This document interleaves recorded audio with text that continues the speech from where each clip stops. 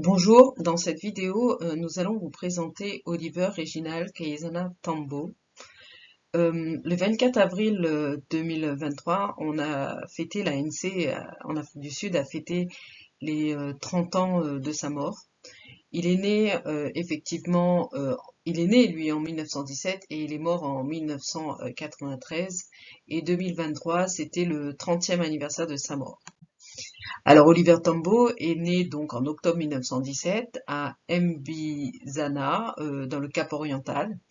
En 1942, il crée avec Nelson Mandela le premier cabinet d'avocats noirs en Afrique du Sud.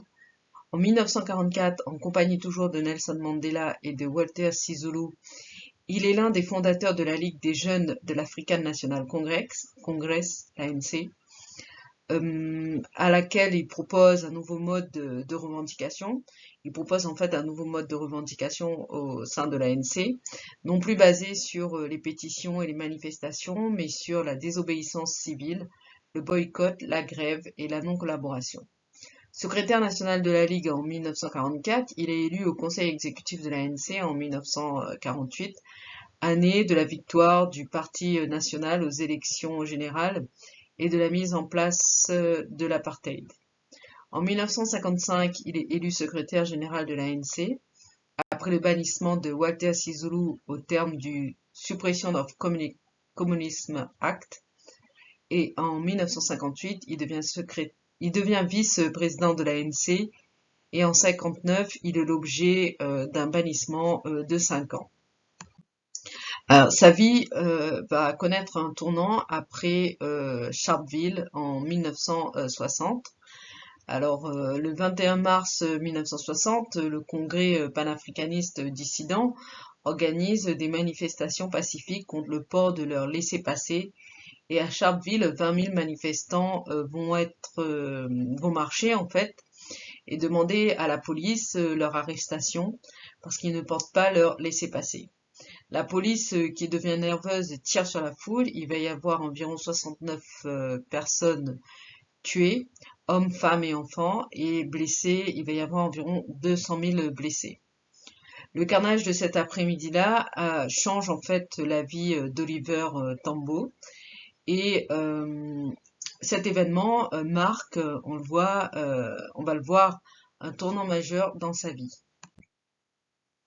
En effet, au niveau international, le monde déjà est choqué par ce qui s'est passé à Sharpeville. Et en Afrique du Sud, le gouvernement, lui, déclare l'état d'urgence et a mis ses forces armées en alerte. La police de sécurité a, de son côté, traqué et détenu des centaines de personnes, dont de nombreux dirigeants de l'ANC et du PAC.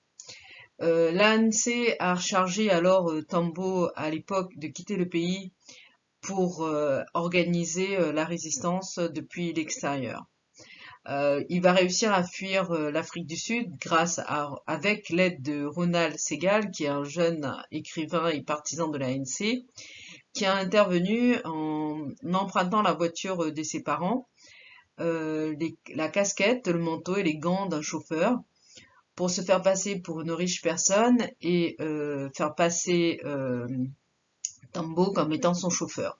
Le but étant de rejoindre le Bechuanaland, à l'époque, qui était un protectorat britannique, et de ce fait, les Sud-Africains n'avaient pas besoin de passeport pour s'y rendre. Et avant de quitter le pays, il a quand même eu le courage de se rendre chez lui, d'aller voir sa femme, Adélaïde, et de dire au revoir à ses enfants. La mission de Tambo donc a commencé en même temps que les indépendances africaines en 1960. Rappelons ce que c'est que ce grand mouvement des indépendances. Ce grand mouvement des indépendances.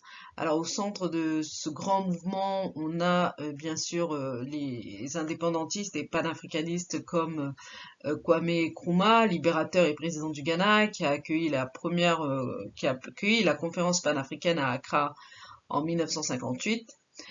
Tambo s'est ensuite rendu, après avoir fui l'Afrique du Sud, et il s'est rendu après en Tunisie, ensuite au Ghana, où il a été chaleureusement accueilli par Nkrumah, mais celui-ci n'est pas très satisfait de la situation et il est mécontent de la scission qui existe entre l'ANC et le PAC, et il a surtout plaidé pour qu'il y ait une unité entre les deux organisations.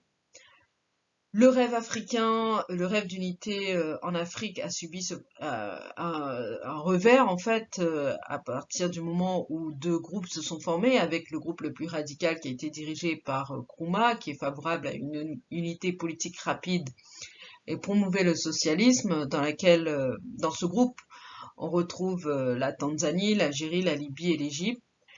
Et dans le deuxième groupe, plus conservateur, dirigé par l'Ivoirien Houphouët-Boigny, qui lui promouvait une unité économique progressive. Donc le mouvement anti-apartheid s'est retrouvé un petit peu bloqué à ses débuts à cause de cette scission, cette séparation en deux groupes des panafricains au début des années 60. Mais grâce à sa détermination et à son intégrité, Oliver Tambo arrive à convaincre certains États africains de l'aider, de le soutenir financièrement, au risque eux-mêmes, ils prenaient une certaine forme de risque sécuritaire pour leur propre pays. La Tanzanie a fourni par exemple au MK, la force armée de l'ANC, des terrains et des locaux. En 1965, lorsque la Zambie devient indépendante, le président Kenneth Kaunda a tendu la main à l'ANC en leur offrant une base à Lusaka. Les deux hommes en fait étaient amis, ils se respectaient mutuellement, et Kunda considérait Tambo comme un grand leader africain qui était à la fois humble et maître de la diplomatie. D'autres pays, l'Angola et le Mozambique, ont également fourni du soutien à l'ANC, une fois qu'ils sont devenus indépendants quelques années plus tard. Peu de temps après son exil, Tambo a rencontré deux dirigeants du PAC, Nana Maomo et Peter Molotsi, à Dar es Salaam, où ils ont discuté des moyens de travailler ensemble. Tambo est photographié en haut, sur la photographie en haut à droite, on le voit avec Nana Maomo et Youssouf Dadou et une femme qui est non identifiée. En avril 1960, l'ANC est devenue une partie d'un front uni avec le PAC, le Congrès indien, et l'Union nationale de l'Afrique du Sud, SWANU, le précurseur de la SWAPO. Sous l'influence de Tambo, le Front uni a fait des progrès rapides dans le court laps de temps de son existence. Il a fait pression, par exemple, sur le Commonwealth britannique pour expulser l'Afrique du Sud. En 1961, Tambo et Mac du PAC ont présenté aux Nations Unies un mémorandum de sanctions contre l'Afrique du Sud. Il a rejoint ensuite le mouvement anti-apartheid formé par le père Hud Leston en 1959. Il a appelé les États africains indépendants à ne pas autoriser les navires et avions sud-africains dans leurs ports et aéroports. Le problème, c'est que rapidement, le PAC n'a pas soutenu le Front uni et il a été dissous en 1961. Mais rappelons que ce Front uni a quand même organisé la Grande Marche de Londres en 1961. Pardon, excusez-moi, le PAC n'a pas soutenu le Front uni et a été dissous en 1962. Mais auparavant, en 1961, le Front uni avait organisé une grande marche à Londres. En 1961 est organisée une grande marche pour protester contre la visite du président sud-africain Hendrik Verwoerd. La marche a été dirigée par Oliver Tambo, que l'on voit Oliver Tambo, Samuel Fozongizi, Youssouf Dadou, Fener Brockway et Nana Maomo, cette grande marche a attiré un grand nombre de personnes, beaucoup de supporters, et a connu un succès. Et le Premier ministre sud-africain était à Londres pour demander aux dirigeants mondiaux de ne pas s'immiscer dans les affaires intérieures de l'Afrique du Sud. La marche a connu un succès, a connu un grand succès, et l'Afrique du Sud a connu quelques revers, comme par exemple son exclusion du Commonwealth et annoncer en fait l'isolement politique à venir.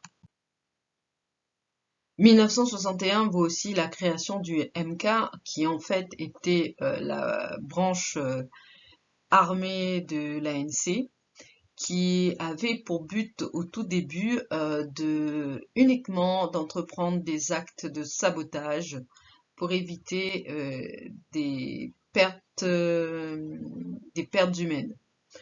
Et pour marquer son lancement, en fait, le MK avait fait exploser des stations électriques de Johannesburg, de Port Elizabeth et de Durban. Et entre 1961 et 1963, près de 200 000 actes de sabotage ont été commis par le MK. Mais avant quelques semaines, à quelques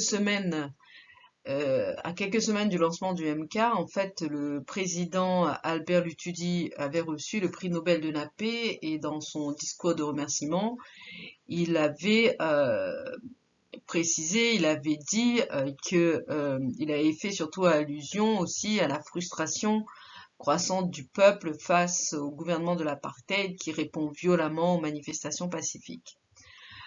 Tambo avait espéré que lui, de son côté, que la lutte armée pouvait être évitée, et puisqu'il avait, lui, de son côté, la difficile tâche d'expliquer au monde ce que c'était que l'apartheid et de lancer le mouvement mondial anti-apartheid. En 1962, l'ANC a tenu une conférence à Lobat, au Botswana, et c'est lors de cette conférence que Robert Reza, photographié ici avec Tambo, a prématurément fait une déclaration à la presse liant l'ANC et le MK. Quelques mois après la conférence, l'ANC a officiellement annoncé au monde qu'il s'agissait d'un mouvement révolutionnaire et que le MK était bien sa branche militaire. En 1963-64, le gouvernement d'apartheid a réagi par une campagne brutale de détention et de torture de milliers de militants. Les forces de l'ordre sud-africaines ont capturé de nombreux agents, principalement les guerrieros du POCO, la branche armée du PAC. Le nombre de prisonniers sur Robben Island a fortement augmenté. En 1963, un groupe de MK dirigé par Govan Mbeki et Joe Slovo ont conçu le plan Opération Mail-Bui. Ce plan prévoyait un programme de formation de 7000 guerrieros et les soldats seraient mobilisés dans un système souterrain de petites cellules. L'opération Mail-Bui visait à déplacer le MK de sabotage aux attaques militaires pour harceler la grande armée sud-africaine beaucoup mieux équipée. Joe Slovo, l'un de ses auteurs, a quitté le pays pour présenter le projet à Tambo, mais avant que le plan puisse être discuté, la catastrophe a frappé. En juin 1963, la Special Branch fait une descente au quartier général secret MK dans la ferme de Lily Lift à Rivonia, au nord de Johannesburg. La quasi-totalité des membres, Walter Sisulu, Govan Mbeki, Raymond Mlaba, Ahmed Kathrada, ont été arrêtés. Avec Mandela qui avait été arrêté l'année précédente, ils ont été accusés de sabotage et de complot passible de la peine de mort. Olivier Tambo a rendu hommage à Mandela, à ses camarades enfermés depuis son exil à l'extérieur. Tambo se tourne alors naturellement vers l'Est. L'armée MK en exil s'est rapidement développée au milieu des années 60. Les arrestations de Rivonia avaient brisé la résistance à l'intérieur du pays, mais pas à l'extérieur. Par conséquent, des centaines de milliers de jeunes sont partis rejoindre le MK et ont été envoyés pour une formation de guérilla. En 1965, près d'un millier de cadres vivaient dans les camps de fortune en Tanzanie. Une armée a besoin forcément d'aide et de financement pour la formation, le matériel, la nourriture. Les pays de l'Ouest ont refusé d'aider la lutte armée. Les pays africains n'ayant pas les moyens et n'étant pas disposés à pouvoir le faire, Oliver Tambo se tourna vers l'Est. Il est allé en Union soviétique pour trouver du soutien militaire. Les membres de l'ANC avaient été à Moscou avant lui, mais Tambo s'y est rendu pour la première fois en 1963. Les Russes l'ont chaleureusement accueilli. Ils ont accepté de donner de l'argent et des armes, et cela devait augmenter au cours des années à suivre. Outre les soviétiques, d'autres pays de l'Est ont aidé, notamment la Bulgarie par exemple, qui a fourni des cours d'enseignement, et la République démocratique allemande, la RDA, a fait don d'un bureau pour l'hébergement et l'impression de la Sechaba et de l'aube de MK. Lorsque Tambo s'est rendu à Moscou en 1963, il a remercié les soviétiques pour leur généreux soutien, alors qu'ils n'étaient pas communistes. La connexion scandinave, politiquement, les pays scandinaves, le Danemark, la Finlande, la Norvège, n'ont jamais été colonisés par l'Afrique ou l'Asie. Sur la photographie de gauche, on voit Tambo qui est à côté d'Ernst Wigforss du Parti social-démocrate suédois. Il n'a pas tardé à comprendre en fait la stratégie des pays scandinaves dans la lutte pour l'aider à faire connaître l'apartheid et lutter contre l'apartheid. Il avait une vision assez large, il voulait avoir le soutien des pays de l'Est comme les pays de l'Ouest. Et en 1900, il profite également pour s'adresser en 1962 au congrès des jeunes afro-scandinaves à Oslo, où il appelle, où il expose le problème de l'apartheid en Afrique du Sud, et le Congrès a répondu en appelant à des sanctions économiques et culturelles contre le régime d'apartheid. La Suède a été le premier État d'Europe occidentale à reconnaître officiellement l'ANC et à soutenir formellement les mouvements de libération en fournant l'éducation, la nourriture, l'habillement et les soins médicaux. À la suggestion de Tambo, la Suède est devenue un partenaire actif du mouvement anti-apartheid. L'écrivain Per Watsberg était une figure de proue dans le MMA, mouvement anti-apartheid, tout comme Duna Nokwe et Ruth First sur la photographie, elle est à droite. Ces intellectuels suédois étaient souvent invités pour participer au programme de l'ANC. La Suède a également donné à l'ANC un bureau à Stockholm. Bon, son but alors était de construire le mouvement mondial anti-apartheid. Sur la photographie à gauche, on le voit quand il arrive en Union soviétique en 1963 pour sa première visite. À droite, on a une affiche qui date de 1967 montrant l'organisation d'une manifestation à Londres pour soutenir les prisonniers politiques en Afrique du Sud. Sur la colonne de gauche, la troisième photographie, on a Tambo qui rencontre Erich Honecker, président de la République démocratique allemande. La RDA a formé des combattants MK aux techniques de contre-surveillance, tout en fournissant des installations d'impression pour les publications de l'ANC. Tambo, sur la photographie qui est au milieu au centre, on voit Tambo avec Thabo Mbeki lors d'une réunion avec les dirigeants socialistes Michael Gorbatchev en 1986. Et enfin, la dernière photographie, on voit Tambo avec le chef du département des relations internationales de l'ANC, Johnny Makashini, lors d'une visite en Chine. La Chine a fourni une formation aux guerrilleros MK au début des années 1960 et l'ANC a eu peu de contact avec la Chine pendant quelques années après la rupture entre la Chine et l'Union soviétique, mais Tambo a rétabli les liens, conduisant des délégations en Chine en 1975 et 1980. Son objectif est alors de construire le mouvement mondial anti-apartheid et pour cela il va beaucoup voyager. On peut le voir ici sur les photographies qu'on va lire dans le sens des aiguilles d'une montre. Alors on le voit par exemple en Australie avec le représentant de l'ANC où il rencontre ses supporters à Adélaïde en 1987.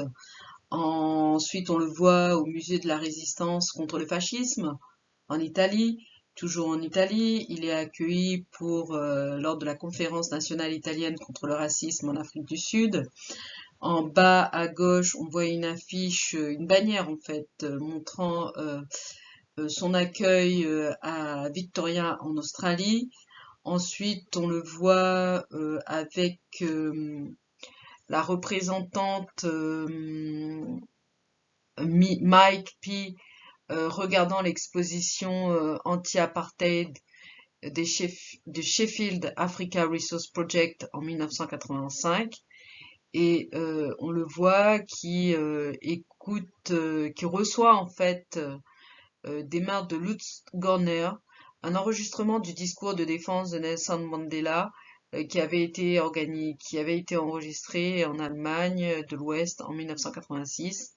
Et sur la dernière photo en haut à gauche, on le voit lors d'une réunion à Stockholm avec l'Africa Group dans les années 1970. L'ANC a appelé à des sanctions économiques, la fin des ventes d'armes et du boycott des produits sud-africains. La Grande-Bretagne, les États-Unis, l'Allemagne de l'Ouest étaient les plus gros investisseurs en Afrique du Sud. Et à la fin des années 1960, la France a succédé à la Grande-Bretagne en tant que principal fournisseur d'armes dans le pays. Oliver Tambo a appelé les gouvernements et les individus à isoler le gouvernement de l'apartheid. S'exprimant lors de rassemblements et de conférences, il a inspiré des centaines de milliers de personnes à rejoindre la campagne de sanctions. En bas à droite, on le voit avec Jesse Jackson et Trevor Udlestoner où ils ont rassemblé à Londres en 1985 des milliers de personnes pour manifester et réclamer des sanctions contre l'Afrique du Sud. Ici, on voit toujours sa campagne, la campagne qu'il a menée. Ici, en haut à gauche, on voit la campagne mondiale pour la libération en Afrique du Sud des prisonniers politiques, et notamment Nelson Mandela et les autres personnes qui ont été accusées dans le procès de Rivonia. Sur la droite, on le voit lors d'un rassemblement appelant à la libération de tous les responsables politiques sud-africains prisonniers. La photographie a été prise en septembre 1975. Et en bas à gauche, ce sont les premières années de son engagement, quand il est à Londres en 1962 avec Nelson Mandela. Alors, dans sa mission pour construire le mouvement mondial anti-apartheid, il a rencontré le ministre indien Indira Gandhi, il a rencontré également Fidel Castro, il a rencontré le prince Sihanouk du Cambodge, et il a en bas à droite, on voit une photographie où il sourit, où il est heureux, où il a obtenu en 1975 l'accord de Glean-Eagles décourageant les contacts sportifs avec l'Afrique du Sud. Alors que la résistance s'intensifiait en Afrique du Sud au milieu des années 1980, l'opposition à l'apartheid s'est propagée partout dans le monde. Même les gouvernements occidentaux voyaient que l'apartheid n'était pas viable, mais ils craignaient une révolution et un gouvernement dirigé par l'ANC.